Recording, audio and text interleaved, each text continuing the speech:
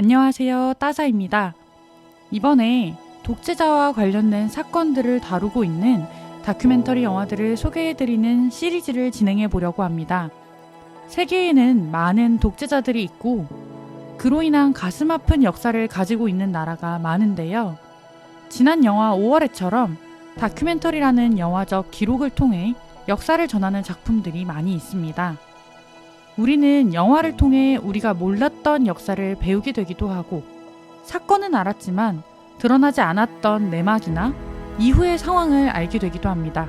또 역사적인 사건으로 상처받은 이들의 이야기를 듣게 되는 경우도 많죠. 저는 이것이 영화가 가진 의미 있고 매력적인 요소라고 생각하는데요. 특히 다큐멘터리 영화의 경우 대중적이지 않아서 알려지지 않았던 사건들을 기록하고 전하는 작품들이 생각보다 많이 있습니다. 제가 이런 다큐멘터리 영화들을 찾아서 소개해드릴까 하는데요. 세계 곳곳의 가슴 아픈 독재의 역사를 다룬 영화들을 그 역사와 함께 전해드릴게요. 그 시리즈의 처음으로 오늘은 인도네시아의 독재자 수하르토가 정권을 잡기 위해 벌였던 학살, 인도네시아 학살을 다룬 다큐멘터리 영화를 소개하려고 합니다. 사실 이 사건은 아직도 인도네시아 내에서는 쉽게 언급하기가 어려운 사건입니다. 이 학살의 주체라고 할 수 있는 이 독재자 수하르토가 오랜 시간 정권을 잡고 있었고 그 군부 세력이 지금도 인도네시아에서 영향력이 크기 때문인데요. 그래서 그런지 명확한 이름도 없어 인도네시아 학살 또는 1965년 대학살 등으로 부르고 있습니다. 미국 CIA 보고서에 1930년대 소련의 대숙청, 제2차 세계대전 당시 나치의 대량 학살과 함께 20세기 최악의 대량살인이라고 명시된 인도네시아 학살. 이 사건을 세계적으로 알린 다큐멘터리 영화 두 편을 소개해 드릴게요. 바로 조슈아 오펜하이머 감독의 액트 오브 킬링과 침묵의 시선입니다. 우선 이 두 영화의 배경이 되는 인도네시아 학살과 그 배우 인물인 독재자 수하르토에 대해 알려드릴게요. 수하르토는 1968년부터 1998년까지 무려 31년간 인도네시아의 독재자로 군림한 인도네시아 제2대 대통령인데요. 이 수하르토가 권력을 잡던 시기에 발생한 사건이 바로 인도네시아 학살입니다. 인도네시아 학살은 1965년에서 1966년 사이 공산주의자, 화교 및 좌익으로 간주된 사람들을 대상으로 벌어진 대규모 살해 사건입니다. 1965년 9월 30일 인도네시아 장군 6명과 장교 1명이 납치 살해되는 사건이 벌어집니다. 당시 육군 참모 차장이었던 수하르토는 이 사건이 인도네시아 공산당의 소행이라고 발표하는데요. 공산당이 당시 대통령이던 수카르노를 끌어내리려고 쿠데타를 시도했다는 것이었습니다. 공산당은 이 쿠데타 연루설을 부정했지만 10월 첫째 주부터 인도네시아 공산당원에 대한 체포가 대대적으로 이루어집니다. 수하르토 군부는 공산당원으로 의심된다는 이유만으로 주민들을 거리와 숲에서 무차별적으로 사살하기 시작합니다. 이것이 1965년 대학살의 시작이었습니다. 이 대학살은 군대에 의해 조직되었지만 실제로는 마을의 폭력배들과 인도네시아 친정권 무장단체였던 판차실라 청년회에 의해 행해졌습니다. 이들은 공산당원으로 의심되는 주민이나 군부에 반대하는 사람이면 공산주의자로 몰아 무차별 학살했는데요. 이들 중 대부분은 무고한 국민이었다고 합니다. 그렇게 얼마 전만 해도 이웃이던 노동조합원, 소장농, 지식인, 화교 등이 가족 앞에서 희생되었습니다. 주 인도네시아 미국 대사관이 1965년 11월 미 국무부에 보낸 보고서에는 군부를 찬양하는 민간 반공단체들이 매일 밤 동부와 중부 자바에서 공산당원 50에서 100명을 죽이고 있다고 기록되어 있기도 합니다. 당시 체포되었던 인도네시아의 대문호 프라무디아 아난타투르는 대담집에서 그때 거리의 풍경을 총체적 침묵이라고 표현했으며 사람들은 아연실색해서 실제 무슨 일이 일어나는지 전혀 몰랐습니다. 군부는 어디에서나 사람들을 영장 없이 마구잡이로 체포했죠. 강물은 피로 붉게 물들었는데 사람들은 그 이유조차 알 수 없었어요. 라고 당시를 회상했습니다. 이 1965년 대학살은 50여 년째 진상규명이 이뤄지지 않은 탓에 그 피해 규모를 확실히 알기가 어려운데요. 주체에 따라 다른 추정치만 있을 뿐이어서 여러 매체에서는 50에서 300만 명이 희생되었다고 표현합니다.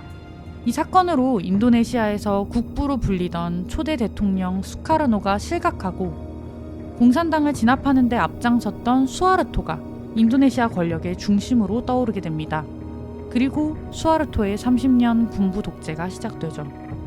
이 인도네시아 학살은 당시 소비에트 연방과 중국에 이어 세계에서 세 번째 규모를 가지고 있던 인도네시아 공산당의 몰락을 가져온 사건이었습니다. 그런데 일각에서는 이 사건에 대해 애초부터 미국과 인도네시아 군부의 기획 작품이라는 의심의 목소리가 새어나왔다고 합니다.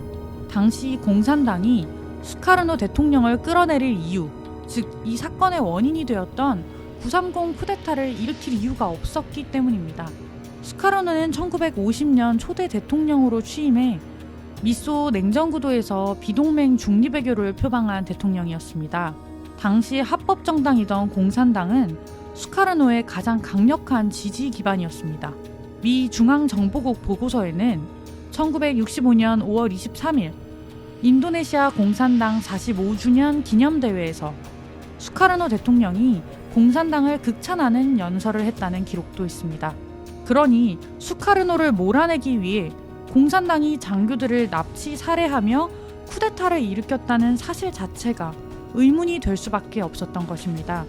그리고 결과적으로 공산당이 무너지면서 수카르노의 힘은 약해졌고 자리에서 물러나게 되었죠. 오히려 1960년대 베트남전을 통해 반공전선을 확대하던 미국과 반공적 색채가 짙었던 인도네시아 군부의 입장에서 수카르노 대통령이 마음에 들지 않을 상황이었습니다. 그럼에도 이 대학살로 반공주의 독재자 수하르토가 장기 집권하게 되면서 인도네시아는 이와 관련해 소리를 내기 힘든 사회가 되었고 이 사건은 오랜 시간 침묵 속에 감춰지게 됩니다.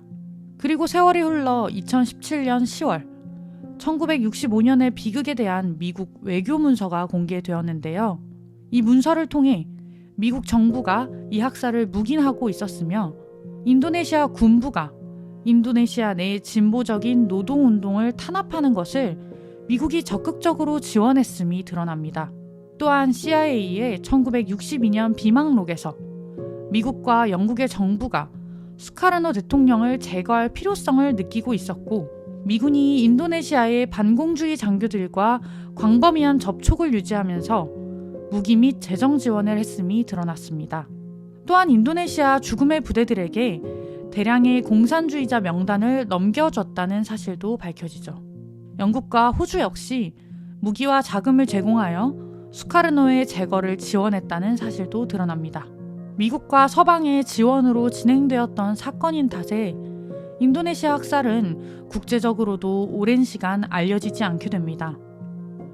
그리고 1965년 대학살을 이끈 수하르토는 1968년 대통령에 재임하여 31년간 철권 통치를 휘두르고 1998년 5월 전격 사임합니다. 그리고 2008년 숨을 거두죠. 그는 끝내 학살 피해자들에게 사과하지 않았고 현재까지 인도네시아 어느 정부도 사과하지 않았다고 합니다. 수하르토 대통령이 사임한 이듬해 4월 피해자들을 중심으로 1965년에서 66년 인도네시아 대학살 희생자 조사를 위한 재단이라는 뜻의 YPKP 유고가 설립됩니다. YPKP 유고는 현재 피해자들의 명예회복과 재활, 가해자 처벌, 국가의 사과와 진상조사를 요구하고 있다고 합니다. 사건 이후 오랫동안 금기가 되었던 1965년 대학살은 오늘의 영화 액트 오브 킬링이 공개된 해인 2012년에 이르러서야 실체를 드러낼 수 있었는데요. 인도네시아 국가인권위원회는 진상규명팀을 설치하여 1965년부터 1966년 사이에 벌어진 국가폭력에 대한 조사를 실시했습니다. 그리고 2012년 7월 위원회는 1965년의 비극이 인도주의에 반하는 범죄이며 살인과 구금, 고문, 약탈, 성폭행, 강제노동, 차별과 추방이 있었다고 발표했습니다. 그리고 2015년 11월에 인권 침해를 심판하기 위한 국제 시민법정이 헤이그에서 열렸고 1965년 대학살에 대한 인도네시아 국가인권위원회의 보고가 단순히 인도주의에 반하는 범죄일 뿐만 아니라 학살 범죄였음이 확인되었습니다. 오래도록 침묵 속에 감춰져 있던 1965년 대학살은 국제적으로는 잘못된 학살 범죄였음이 확인되었지만 인도네시아 내에서는 여전히 쉽게 입 밖으로 내기 어려운 사건이라고 하는데요. 이는 아직 학살의 주체였던 군부 세력이 여전히 요직에 자리하고 있기 때문입니다.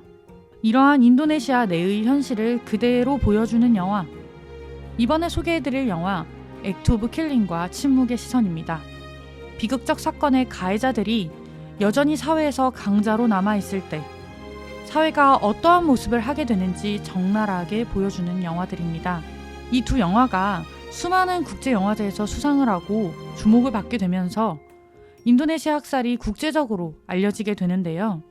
두 영화 모두 조슈아 오펜하이머라는 영국계 감독이 인도네시아에 직접 가서 만든 영화입니다. 액트 오브 킬링은 이 인도네시아 학살의 가해자 시선에서 만들어진 영화이고 침묵의 시선은 학살의 피해자 시선으로 흘러가는 영화입니다. 자, 이제부터 이 20세기 최악의 학살이라고 불린 사건, 인도네시아 학살을 수면 위로 끌어올린 영화를 소개해 드릴게요.